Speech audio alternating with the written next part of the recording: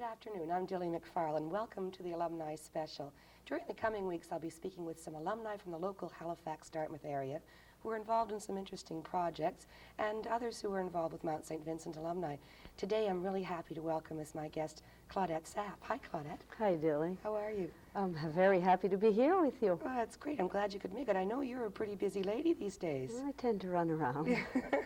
I know that among many other community projects that you're involved in, Claudette, that most recently you have taken up the cause of the Art Gallery of Nova Scotia. Yes, I have, but it's not recent. No, you've been I've with been them. volunteering there for 10, 11 years. That's right, of Yes, course. But I'm thinking of the newly launched fund drive that That's they're right. putting together to provide Nova Scotians with a real art gallery. That's right. Well, the Art Gallery of Nova Scotia has been in existence for 77 years, and it's never had its own building.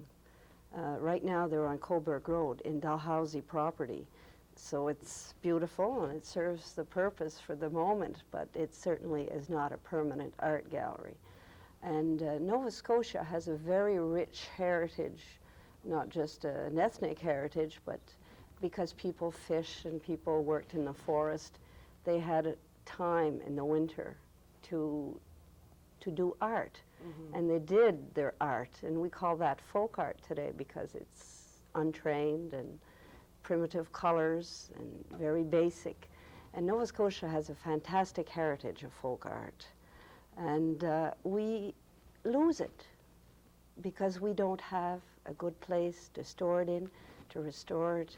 But these functions are now being served by the Art Gallery of Nova Scotia in its rented building. So soon we're going to have our own.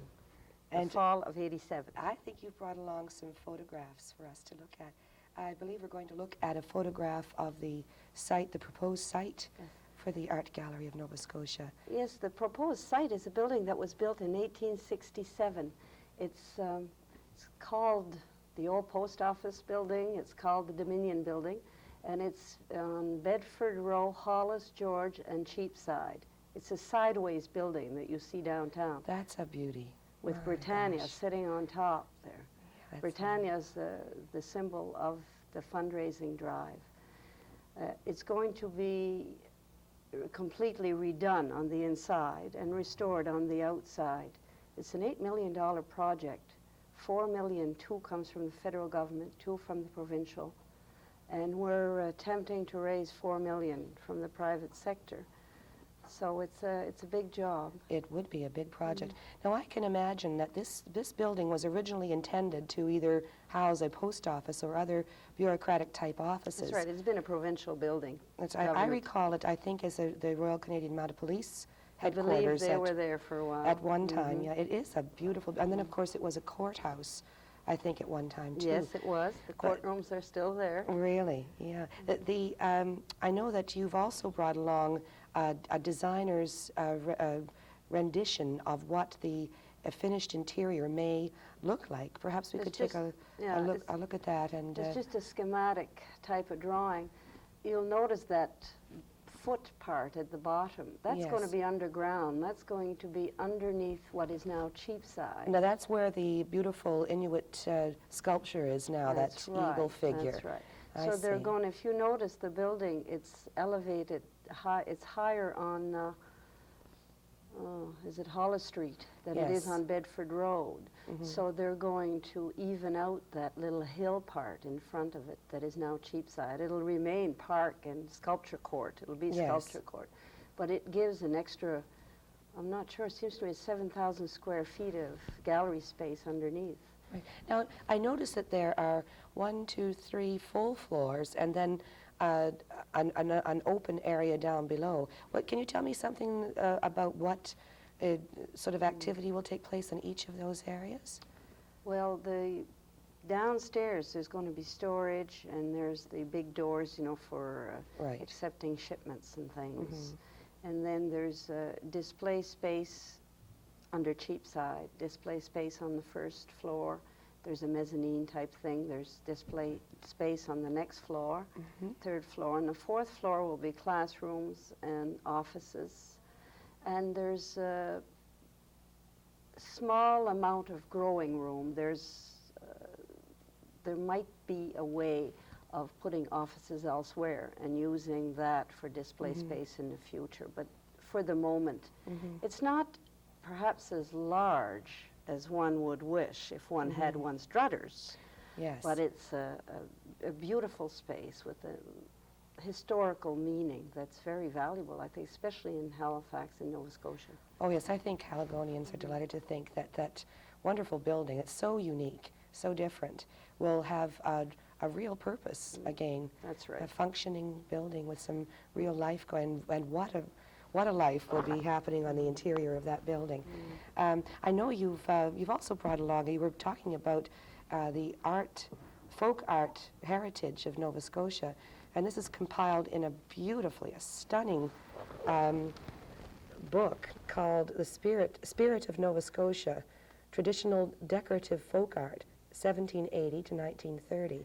This is a show that the Art Gallery of Nova Scotia has put together. They've been working on it for about the past 2 years.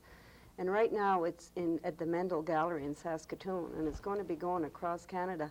And it should be the first show in the new art gallery, the new old art gallery in 1987. This is a fantastic book. It's not only are there beautiful reproductions of the folk art pieces, but there's lovely academic essays of folk art and the historical perspectives of Nova Scotia, and textiles, isn't that sculptures, and all paintings, all the different types of folk art that has taken place, not just in Nova Scotia, throughout Canada, but it's a real credit to the Art Gallery of Nova Scotia. And this would be a permanent collection of theirs that they would send either on the road or that they would house in the facility on Dresden or on Bedford Road, Cheapside? No, not really. A lot of the pieces are borrowed or from other collections or from private collectors, and it was assembled by the Art Gallery of Nova Scotia. But they have a large folk art collection, and where the Art Gallery is now, they can only display about 20%, 30% of the permanent collection, and not be able to accommodate a lot of the traveling shows, like the big Picasso show that was in Montreal. There's no way that could have come here. And others, perhaps less demanding than that one was.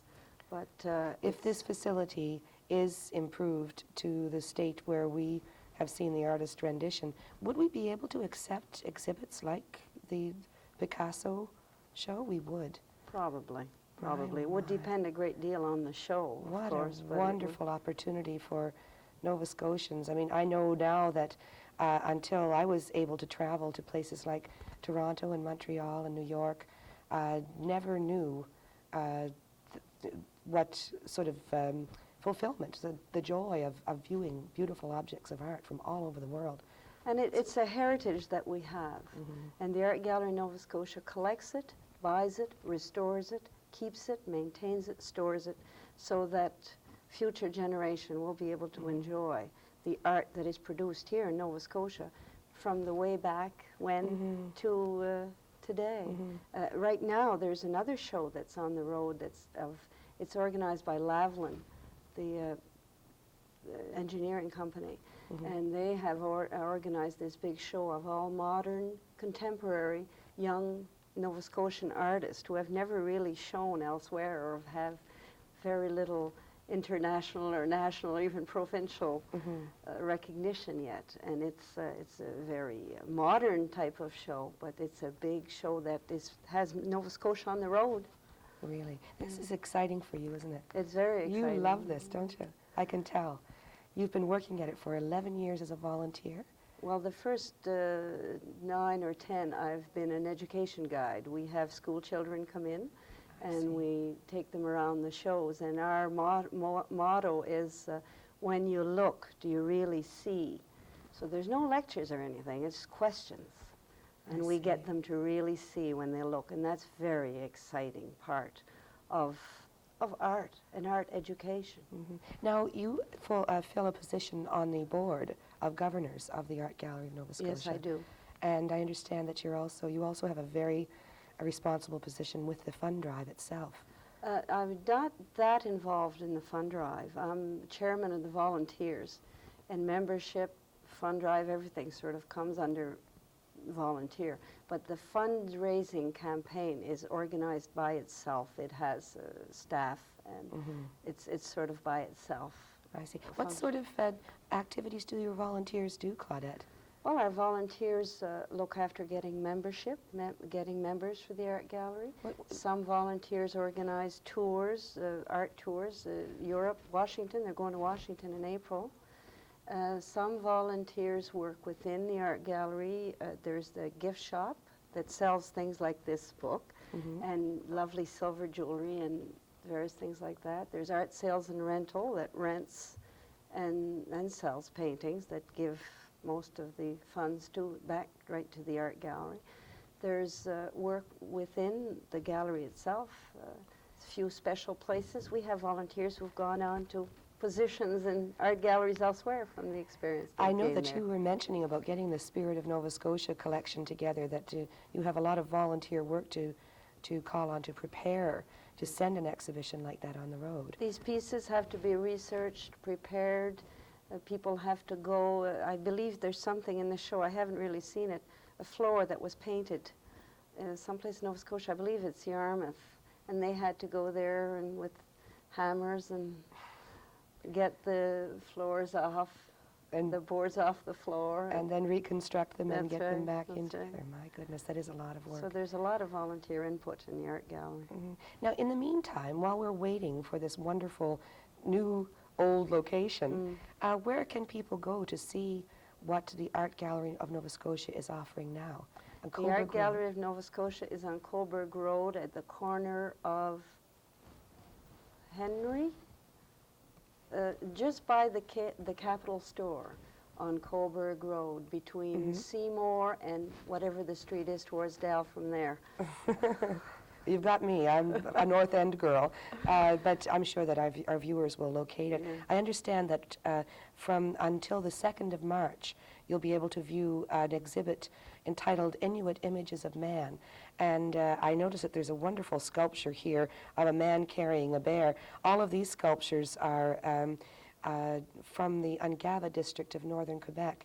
And that exhibit will be available until the 2nd of March. That's a stunning show. It's beautifully presented as well. It's in the main gallery. It really is quite lovely.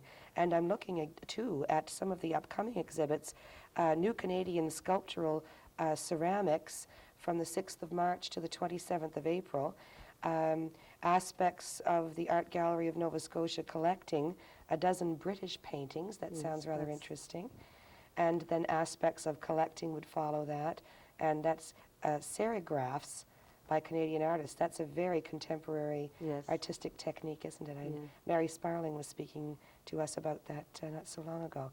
And then again, more collecting 7 contemporary Canadian sculptors. So you certainly do have lots coming up in the future, certainly well into the summer. You've got things... well, these things are usually organized for almost 2 years, you know, or even more in advance. So, and in addition to all of this, Claudette, you keep fairly busy. I understand that you're involved in several other major projects in the area. You're still involved working with the auxiliary of the Isaac Walton Killam Hospital. Oh yes, I'm very involved with the auxiliary. And you're with the Board of Governors here at Mount St. Vincent. Oh yes, I am. And a dedicated alumna, and a very fine actress, and a participant for many years in the Mount Playhouse.